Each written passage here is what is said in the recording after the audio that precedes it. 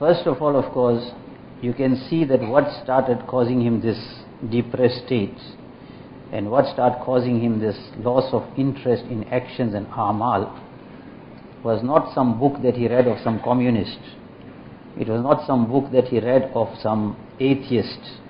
It was not some book that he read of some scholar who is a deviant. What he read was Bukhari Shareef.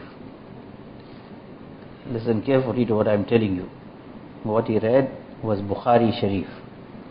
The most authentic book after Kitabullah is Bukhari Shareef.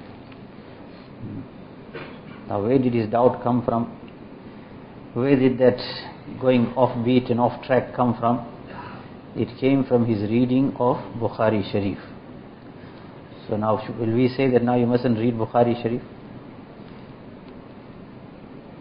Because his doubts came from there. But this is clear indication that the Quran Sharif or Bukhari Sharif or any other kitab,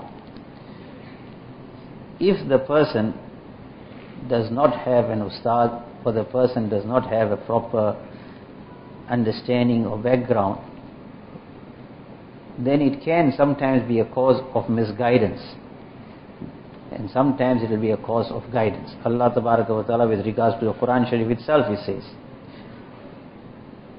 Yahdillahu, Allah Tabaraka wa Ta'ala gives hidayat with the Quran Sharif. And again, many places we learn that Allah Ta'ala misguides also with the Quran Sharif. Meaning that the person, if he is not reading the Quran Sharif with an open mind, with the azmat of Allah Ta'ala, with the understanding that is required, or with the intention of getting hidayat, if he is reading the Quran Sharif to find ayats which will somehow justify his evil actions and deeds, so then it is the Quran Sharif, but it will misguide him.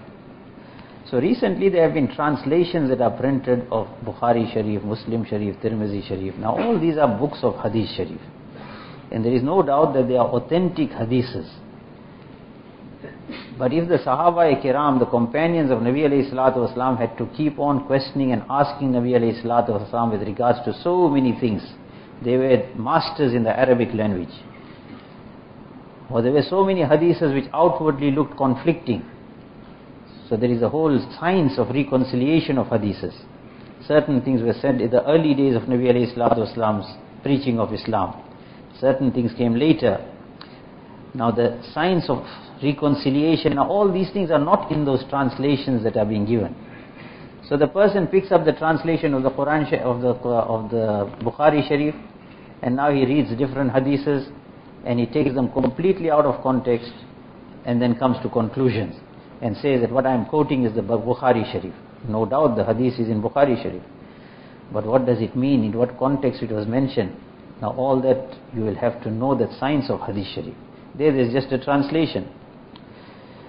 So it is just like a book of medicine. Now the book of medicine, there are so many books on medicine, but for whom are they? Every book on medicine is not for the general public. There are so many different definitions there. There are so many different things that have been mentioned in those books which we will have absolutely no knowledge of. And if we have to start making operations, performing operations after reading those books, then there will be no place left in Brook Street Cemetery or Brown Street Cemetery or anywhere else. So there are certain books even of tasawwuf which are not for the awam, it is not for the general public, it is for those who are mashayikh, for those who will be using it for the islah of others. They understand what terms are used there, because there are certain kafiyat, certain feelings, certain experiences which the person hasn't gone through, will not understand, and he may run into conclusions that this is kufr, na'uzubillah.